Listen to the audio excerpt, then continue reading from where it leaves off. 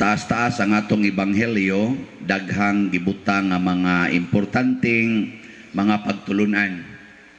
Niya, ngako lang pilion nga pagtulunan, kana bang ang espiritong dautan, mugawas, niya mubalik na sad, niya inigbalik niya, magda siyag laing 7 ka mga yawa. Kapila naman nigawas ang espiritu diha ninyo. Nya kapila na sad nibalik. Mugawas na siya, igawas niya kuno magsuroy-suroy, suroy-suroy ba niya. Human, iya na sang bisitahog balik. Siya limpyo na. Balik siya gawas, daan na sang 7 kayawa, adto sila magpista dito. So kamo, unsaman, gibalikan mo sa yawa? Gibalik-balikan mo? Anong mauwaw mo mumutugan? Kuno, pangutana na imong tupad na pila na ron kayawa na ni mo. Ana, mutugan mo na. Usahay di gidta or kung dili man permanente, di gyud ta ganahan nga puy-an tagyawa. Ambot kinsa ninyo dinhi ang ganahan nga puy agyawa. Wa gyud. Bisan ako, di ko gusto, ambot rin mga sakristan, no? Isog mong kaignaong gatanaw na. Mura na magiyawaan.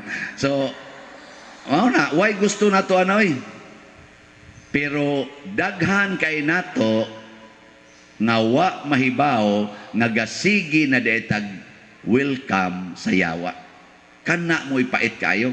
Kay kanay manggong yawa, gitawag man ni siya og Prince of Deception or Prince of Lies, ang prinsipe or hari sa bakak, hari sa pagpangilad,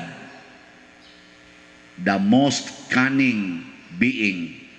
Nya siya pagay pinaka-intelligent being next to God. Sunang ana? Nya kisa man ta makapiog ana nga sunod gos Ginoo, siya mo'y pinaka-bright. Muna ay lamog tuga-tuga niya. Si San Pablo sa unang pagbasa may presentar og importante kaayo nga paagi aron di ta maulipon sa yawa. Ug unsa may iyang giingon? Ayaw mo pagsunod anang balaod. Kanang pagtap-tap diri balaod biya na ay nagsunda matud pa San Pablo. Ay mog sunod sa balaod. Kay ang balaod maghatod ngadto sa kamatayon or kalaglagan nga mao ang yawa. Mao nang ningon siya, giluwas na ta ni Kristo din atasakop sa balaod. Nya ayaw na mo pagpasakop sa balaod. Kana mga traffic rules ayaw na ana. Balaod man na. Kanang pagbayad og buhis ayaw na ana. Kay balaod ra na. Kanang pag-eskwela nga mahimo kag yung profesional, ayaw na ana. Kay balaod ra na. Kanang mukuha jud kag degree, ayaw sunod ana, matud pang San Pablo. Or matud ba kaning Siano? Sa inyong pamina kisa man, San Pablo Gasolteani o si Siano? Siano. Mao sad ni akong nasabtan. Pero mura biyang tinuod. Ngano man? Kay kung magsigi tag sunod sa balaod, unsa may mahitabo? Mahadlok kas balaod. Kani dinhi namon ko yung mga balaod nga akong gisulti, kaniha mao ni dong, mao ni tanawan ni sila, tanawan ni og magistorya. Hala, manamut, masuko ra mas pader ana. Hala, pantay jud kang pader ana ba? Di ba? Mao man ang balaod gud. Hala, ayaw pagtap-tap, priso gyud ka. Hala, ayaw pag-quarantine, apatay ka. Hadlokon tas balaod. Nya kay kanang kahadlok mga igsoon, iya man na siyawa. Ang kahadlok iya na siyawa. Mao bitang si Kristo magsigon, ayaw kamog kahadlok, ayaw kamog kahadlok.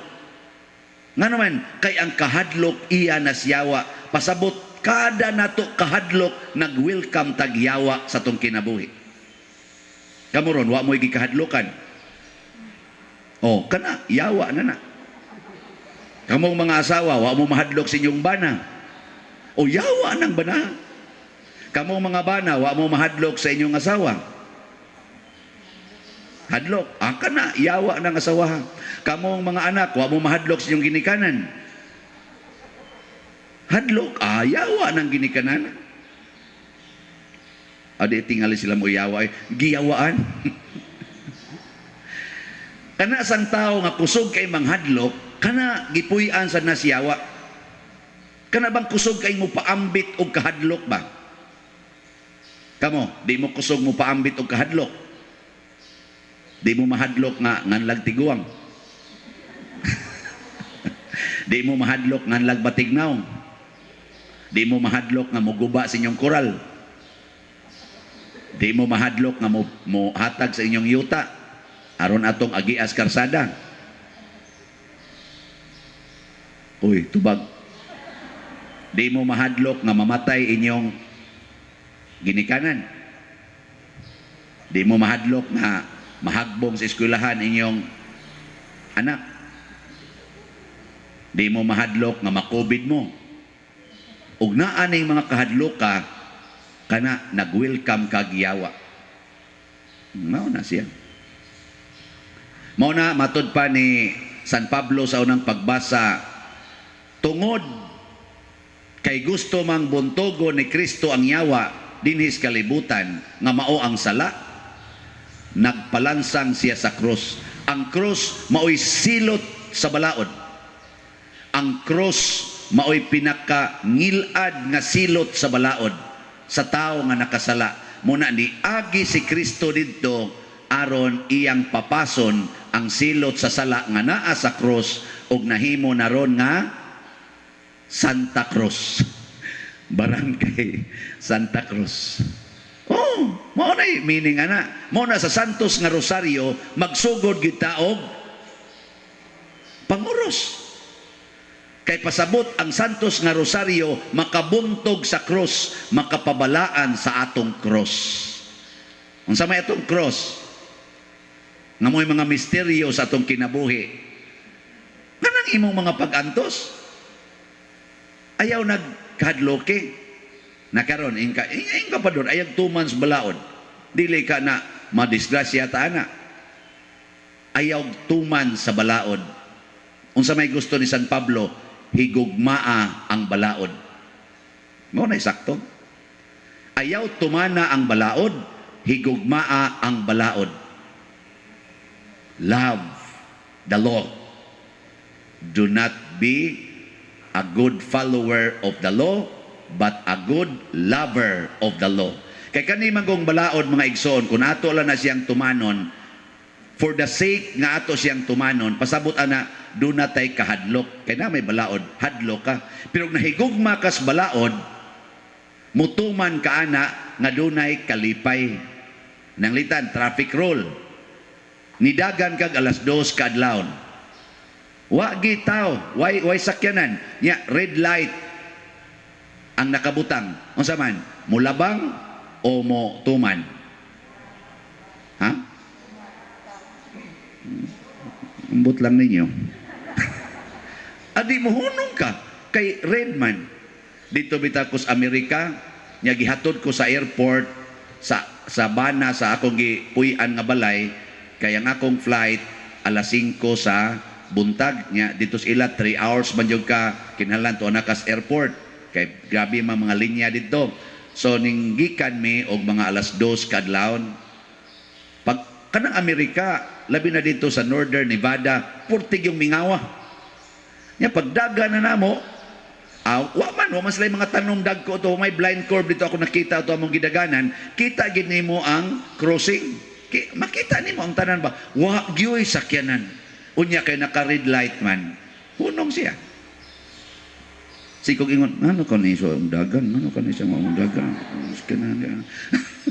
Og dito ko nakapamalandong ba nga sila dito mga law abiding. Akong gipangutana pag-abot sa airport, wala lagi kanila bang atong red light nga wa man gitoy sakyanan. Are you fooling yourself? And siya no. Because there are many radar and mga CCTV, and once you beat that red light, you will be charged. Nako, nahadlok din ka sa charge. So sila dito kay grabe man kayo ang kanang ilang monitoring sa imong violation, nya i-charge magdito sa imong bills na pag picture, na pag video, hadlok sila sa charge kay mahal kayo.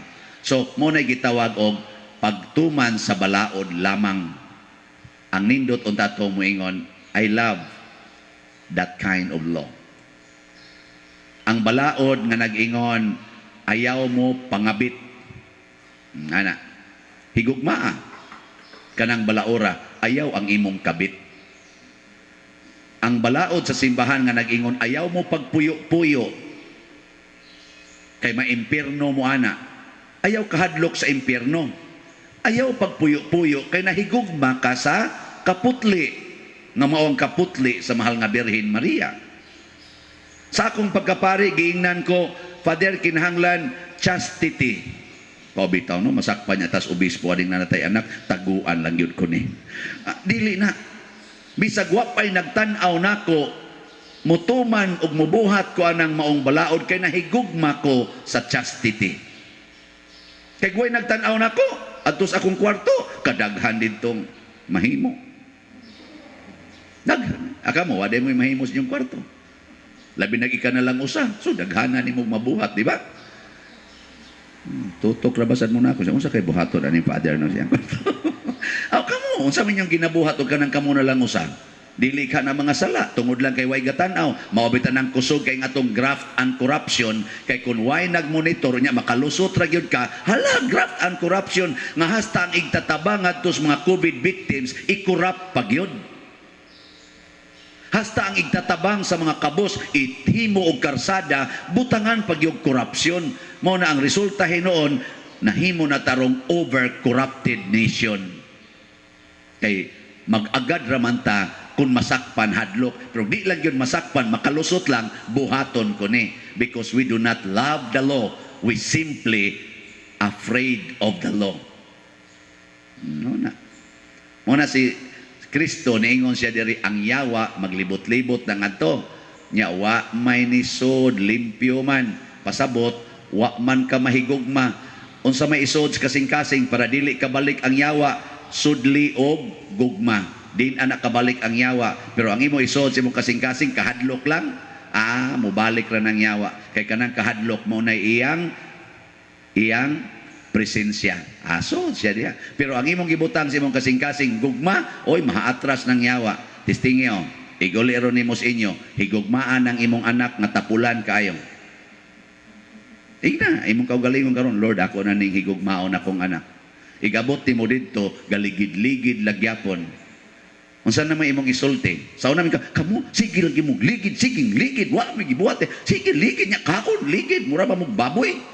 Mo na mo isulti sa una karon unsa na may imong isulti nga nahigugma na kaniya? Ha? Nahali na di ka. Ampo to sa imong isulti kamo may nay anak ako man ko'y anak ngano inyo man kong lisod-lisoron. Kana bang bungas gugma ba? Tingali ang imong isulti niya. Dong, good morning. I love you. Ana. Sa love you ma, sukad ma. Sukad niya ko. O pa malagi linong adong sa lungag sa diha ma. Okay. Lungag ka dito. So, sa nga akong gihigugma, dako na kay glawas, Lord. Salamat in town. Ako pag ining lutuag maayo para mo himsog pag siya. Di malipayong kika magluto, kay pahimsog naman. Di naman ingon nga, si tagluto ni mga tapulang dagko, di kayo mapuslan ni mga buang-buang. Hain ka ni maliwat. Secret. Ang maghain maliwat gud na ang galingkod-lingkod. So mo na manindog na ta.